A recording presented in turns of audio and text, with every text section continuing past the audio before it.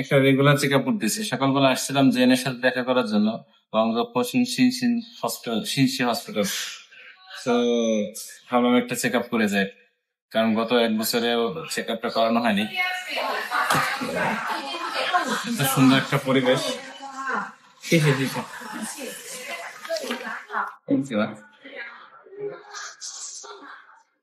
So এবং এত cost effective আমি দেখাবো আসলে মাত্র 113 টাকা, খুব বেশি না। 113 RMB মানে হচ্ছে আসলে কত, 2000 টাকার মতো। আমি চেক আপ করলাম হচ্ছে আমার like liver function, kidney function এবং হচ্ছে একটা ইসিজি, আমার হার্টবিট দেখার জন্য।